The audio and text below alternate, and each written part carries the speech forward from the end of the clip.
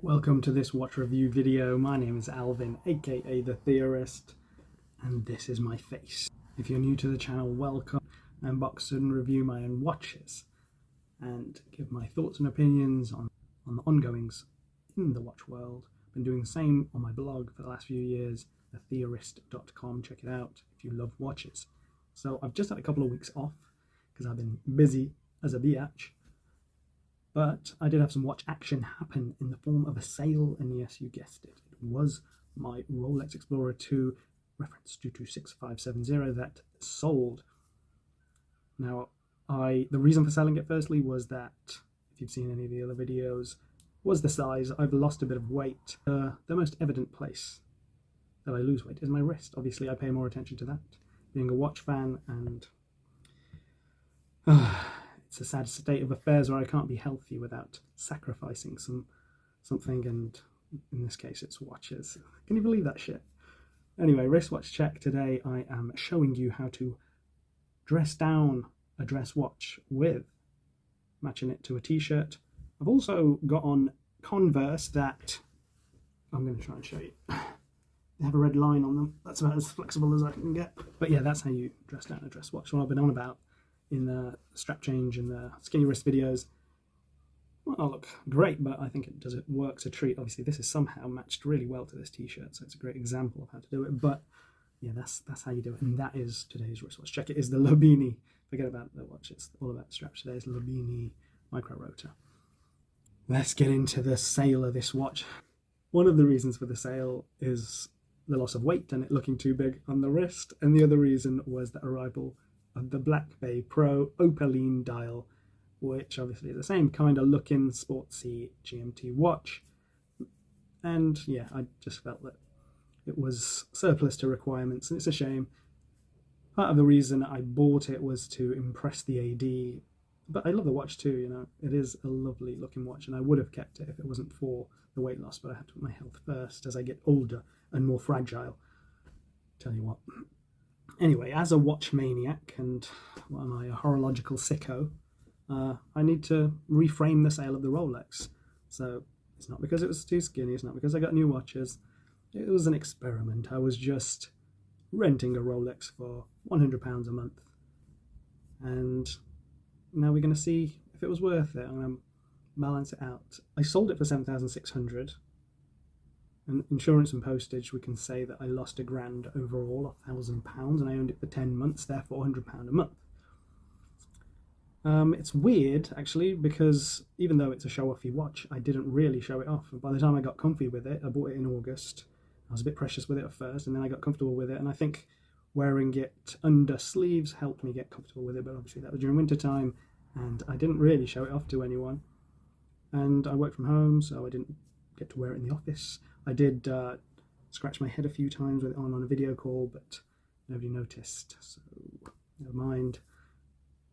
Yeah, so it wasn't a signaler for me. I don't need to signal.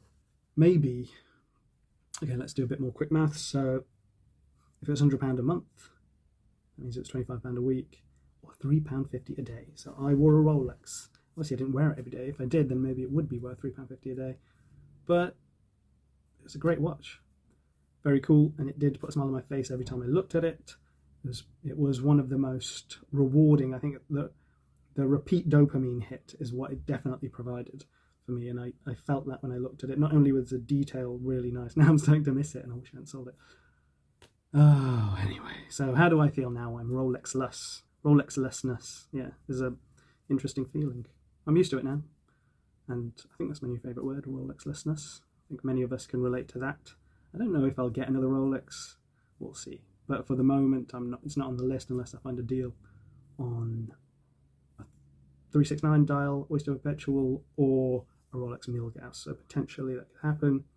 Certainly falls within the price range after selling the Explorer II. So let's see how it goes. But from my perspective and the way I work, I would rather have 3 other half-decent watches. Now, some people will really hate that.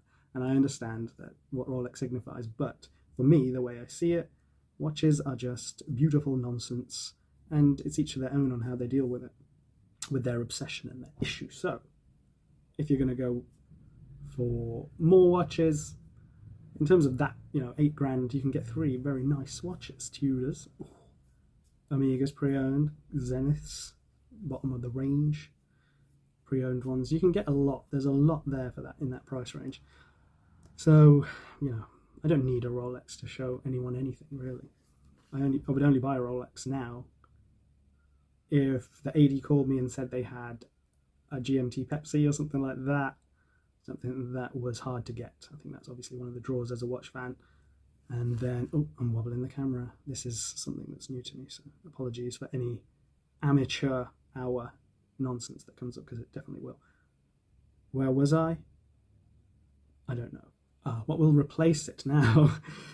I may have already bought a watch to replace it, and while it's nowhere near the value of it in terms of coolness and brand recognition, it's certainly one of the more well regarded across the industry, so that's cool. And I'm keen to see my first one of this brand and get it on my wrist. I did buy it pre-owned, and I will be doing a video on how I buy pre-owned, because obviously a lot of my watches are pre-owned and I'm very keen on getting pre-owned deals, so I do a bit of research and employ a few tricks that some people might not know. But yeah, I'm looking forward to that. That should arrive next week. I'm looking forward to unboxing it. The only thing with that watch though, it has vampire teeth lugs. The lugs are very long, probably longer than any watch I've got, which would be unacceptable if it wasn't a 36mm case. So anyway, for now, we'll wait on that. Maybe I'll get another one of the lower value watches I've been looking at, but we'll see.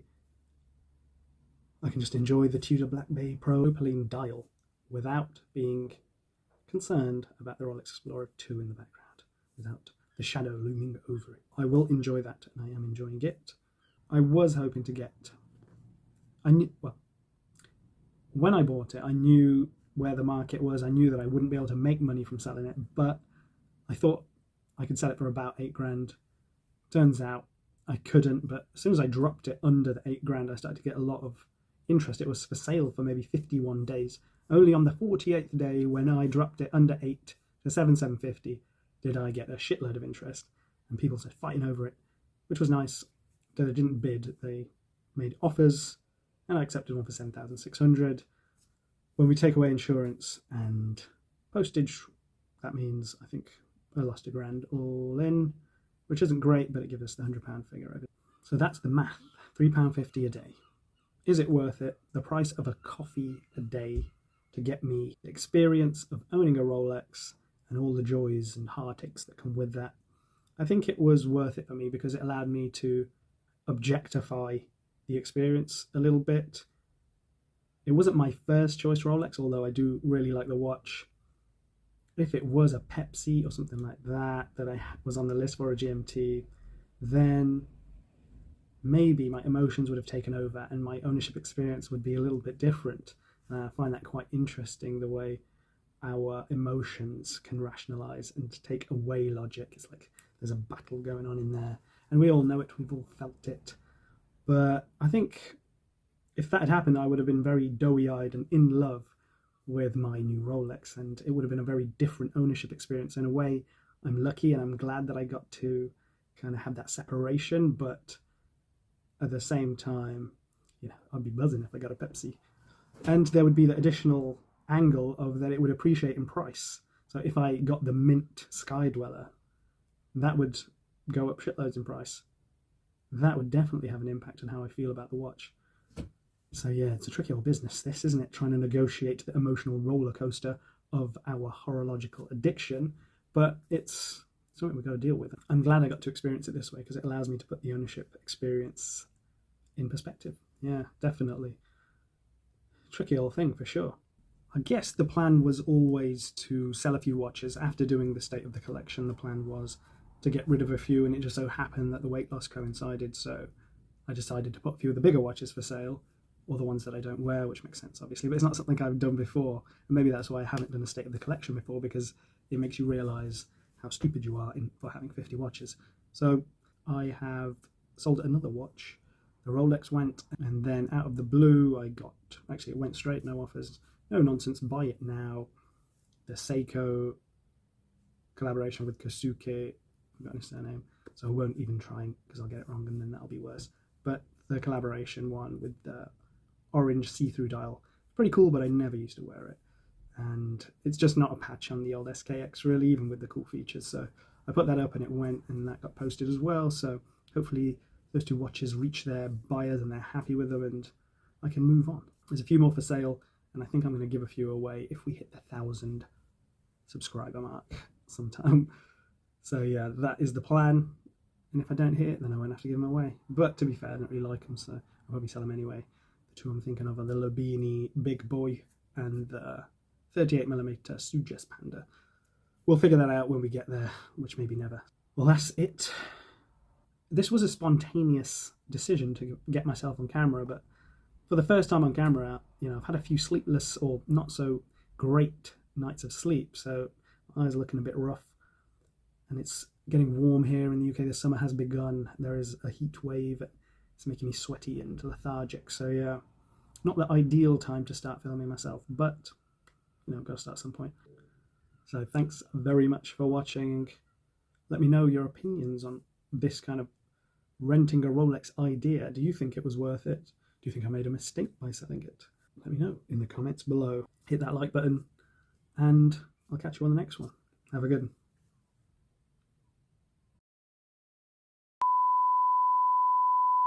Of the Tudor Black Bay Pro Opaline Diet.